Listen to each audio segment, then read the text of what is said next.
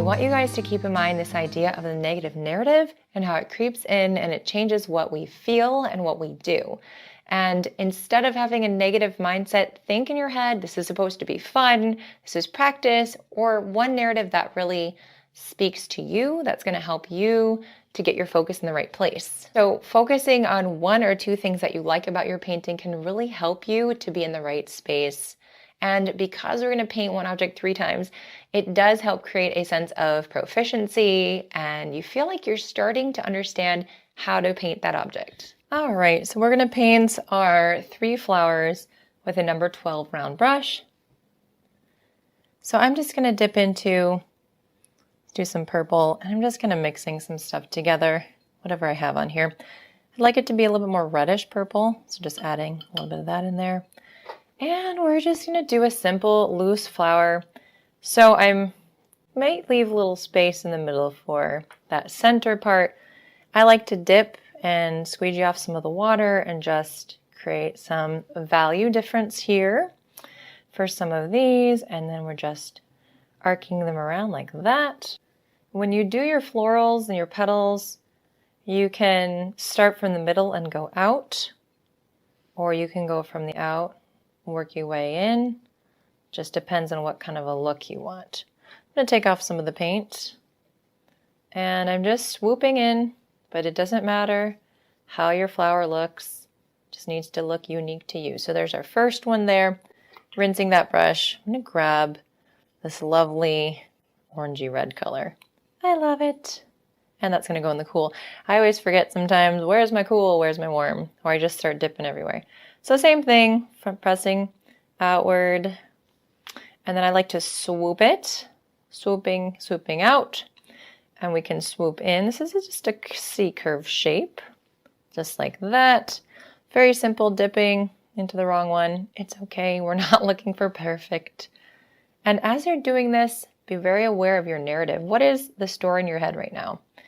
Are you telling yourself this is fun? Are you telling yourself this is stressful? Are you worried because your flower doesn't look like my flower? Which to that I would say, it doesn't matter. But I understand sometimes it feels like it does matter to us, and I get it. Let's do one more. Let's do red. And same type of thing.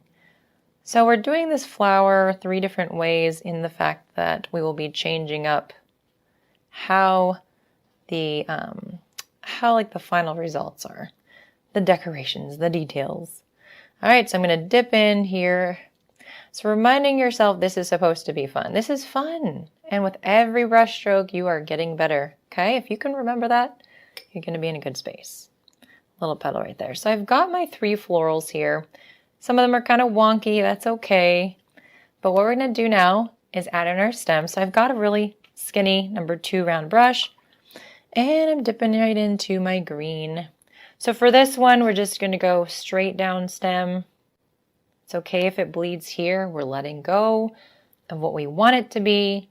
And it may not be what we thought or we wanted, and that's okay. We're going to do a little stem right there. And then press down at the belly. And we're doing, look at that. We got a nice dry brush look there. Another one here. So those are our leaves. Dipping in for more water, more paint. And we'll do another. And this time we're starting from the outside in. Just pressing down with the belly. And you don't get a really big mark. And then really thin just to connect it. And so you've got your first floral. I'm going to grab some of this turquoisey teal color and mix it in. And I'm going to add more of a squiggly stem. And this one is going to have a little bit thicker leaf. So I'm going to press down, make a C-curve shape. And then I'm going to press down the other side, make a C-curve shape, and lift off slowly. You'll get a nice point. And then you can leave some of that white space, which is really pretty. So let's do the same thing on this side. So a nice little stem, C-curve shape, pressing down with the belly of the brush, lifting up slowly if you can. And we'll do the other side the same way. Pressing down, lifting up slowly. And you can leave a little of that white space, which I think looks kind of pretty. So the color looks pretty similar, I guess. This one is a little bit more blue. But that's okay. We're going to take some red. Remember our complementary colors. Mix it with a green. And now we have a very dark green color. So we're going to do this one this way. And then we're going to do some thicker leaves. I'm going to grab my number 8. Woo! Sometimes that happens. Remind yourself it's okay. No worries. All right, so a little stem. And then we're going to press down the belly for a very thick leaf. Very light color. And let's do another one over here. C-curve shape. A little bit of a point. Fill in that center. Just like so. So now as these are drying, I'm going to take my smaller brush, my detail brush. I'm going to clean out the paint. All right. And then we're going to take a darker color to complement this one. So I'm just going to literally grab from this, scrubbing around, getting some paint out. And I'm going to start by adding in some little details. So just little tiny brush strokes for that center. And then I'm going to just, press the belly of the brush and bring some of those accents out. So right now I'm using a very thick amount of paint, kind of like a cream actually.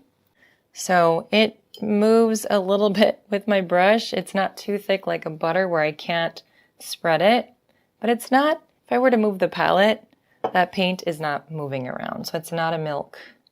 And so what I like to do is just kind of swoop in, maybe get some dry brush marks and just start to accent this flower. Now I'm adding more water, so it's a little bit more like milk. And I just want to create some lines. These are our shadows, our texture on our flower. And now we're going from flat to fabulous. Flat to, we have dimension now, and interest. And if you want, you can do several colors if you are so inclined. That can make it fun. But look at how pretty this floral is starting to look now that we've added in some more color. It just makes it fancy.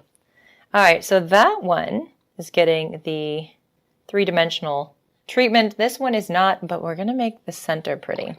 So we're going to grab some black. So we are going to do some stippling for our center, just these tiny little marks, yeah? Okay, and I've got black off screen in a different palette.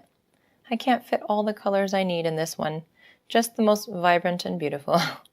And then we're just going to do some cute little lines and create a very fancy center for this one. So the other one has the fancy markings on the petals, and this one has the fancy center. So just painting something 3 ways is going to create a sense of proficiency for you. If you weren't really sure about the object you are painting, now that you've almost done it 3 different times, you're going to start to see things differently and feel like maybe you've got this. Like this is something that's becoming kind of easy for you. I'm just going to do some stippling for this one in the green just to make her look a little different. Still fancy without the little lines and the dots on the outside. Just a little stippling there for the center. And then for this last one, it is dry, so you're going to take your pen and we're just going to start making a center for this one. Just making some little tiny lines. And this is something, again, you're just going to kind of intuitively do. Maybe it's like a little starburst, sunburst, whatever. And then we are going to start tracing some of those lines to create really fancy petals.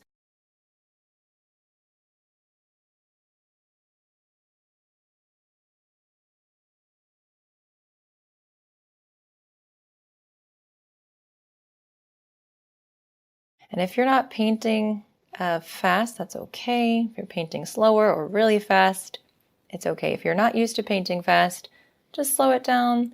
If you need to pause or just watch and then try it again later, the practice is going to only help you feel better about your final products and the fact that you're just playing and enjoying and letting go, because perfectionism is going to go away. It's got to. So I hope that painting the same object 3 ways was helpful, and then maybe you will learn some things even about your art style, what you appreciate, what you love.